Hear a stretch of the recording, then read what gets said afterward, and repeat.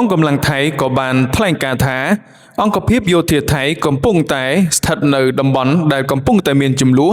ហើយសូមផ្ញើជូនទៅដល់កម្ពុជាឲ្យប្រុងប្រយ័ត្ននិងសង្កត់ធ្ងន់ថាប្រសិនបើកំហុសបែបនេះកើតមានឡើងសារជាថ្មីទៀតថៃអាចនឹងត្រូវបង្ខំឲ្យចាត់តាមវិធានការការពារខ្លួនវិញចំនួនដែលឆាបឆេះជាមួយនឹងគ្នាជាយូរលៀងណាស់មកហើយរវាងថៃនិងកម្ពុជារាប់ទសវត្សរ៍រវាងប្រទេសជិតខាងទាំងពីរនេះដែលស្ថិតនៅក្នុងតំបន់អាស៊ីអាគ្នេយ៍ទាំងពីរបានផ្ទុះឡើងវិញហើយការប៉ះទង្គិចរវាងយោធាជាច្រើនលើកច្រើនសារកាលពីឆ្នាំមុនដោយការប្រុងប្រយ័ត្នក៏ដូចជាការប្រយុទ្ធគ្នាទៅមករវាងកម្ពុជាថៃបានសម្លាប់មនុស្សអស់រាប់សិបនាក់និងធ្វើឲ្យមនុស្សប្រហែលជា1លាននាក់នៅសងខាងព្រំដែនត្រូវបង្ខំខ្លួនភៀសចេញពីតំបន់នោះប្រទេសទាំងពីរបានព្រមព្រៀងលើបទឈប់បាញ់កាលពីថ្ងៃទី27ខែធ្នូដោយបានបញ្ចប់ការប៉ះទង្គិចគ្នាដែលមានរយៈពេល3សប្តាហ៍អ្នកស្រីម៉ាលីសុជីតាជាអ្នកនាំពាក្យក្រសួងការពារជាតិកម្ពុជាបានបដិសេធមិនធ្វើអត្ថាធិប្បាយជំវិញការវាយប្រហារដែលត្រូវបានចោទប្រកាន់ពីភាគីថៃកាលពីថ្ងៃអង្គារចំនួនរ៉ាំរ៉ៃរវាងប្រទេសទាំងពីរ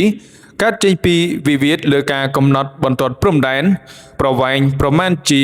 800គីឡូម៉ែត្រតាំងពីសម័យកាលអាណានិគមដែលភាគីទាំងសងខាងទាមទាររកសិទ្ធិលើទឹកដីនិងប្រាសាទបុរាណរាប់ទសវត្សរ៍មកហើយនៅក្រោមការកំណត់នៅបទឈប់បាញ់ក្នុងខែធ្នូកម្ពុជានិងថៃ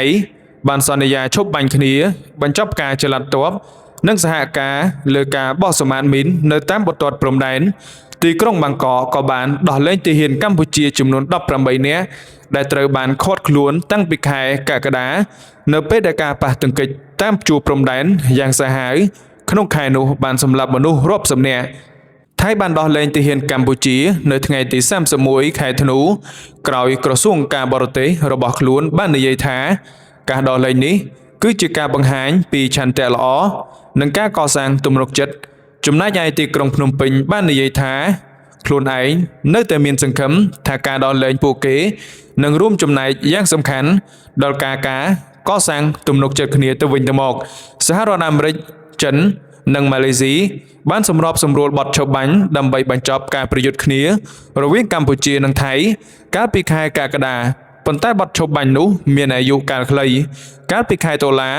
ប្រធានាធិបតីសហរដ្ឋអាមេរិកគឺលោកដូណាល់ត្រាំបានធ្វើដំណើរទៅកាន់ប្រទេសម៉ាឡេស៊ីដើម្បីត្រួតពិនិត្យហត្ថលេខាលើសេចក្តីថ្លែងការណ៍បន្តបន្ទាប់ដោយលើកកម្ពស់កិច្ចព្រមព្រៀងពាណិជ្ជកម្មថ្មីបន្ទាប់ពីប្រទេសជិតខាងទាំងពីរបានយល់ព្រមពន្យាពេលបទឈប់បាញ់របស់ពួកគេ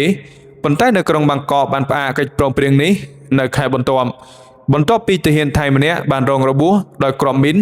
ពេលដែលកំពុងដើរល្បាតនៅតាមព្រំដែនកាលពីថ្ងៃសៅរ៍មួយសប្តាហ៍បន្ទាប់ពីបទឈប់បាញ់នៅខែធ្នូបានចូលជាធរមានកម្ពុជាបានអំពាវនាវឲ្យថៃដកកម្លាំងរបស់ខ្លួនចេញពីតំបន់ព្រំដែនមួយចំនួនដែលទីក្រុងភ្នំពេញបានទាមទារថាជាកម្មសិទ្ធិរបស់ខ្លួនយោធាថៃបានច្រានចោលការអះអាងដែលថាខ្លួនបានប្រើកម្លាំងដើម្បីដណ្ដើមយកទឹកដីកម្ពុជាខណៈដែលប្រទេសទាំងពីរបានព្រមព្រៀងគ្នាកាលពីចុងខែមុនដើម្បីបញ្ចប់ការប្រយុទ្ធគ្នាពួកគេនៅតែត្រូវការដោះស្រាយការកំណត់ព្រំដែនដែលមានចំនួននៅឡើយក្រសួងការពារជាតិកម្ពុជាបាននិយាយនៅក្នុងសេចក្តីថ្លែងការណ៍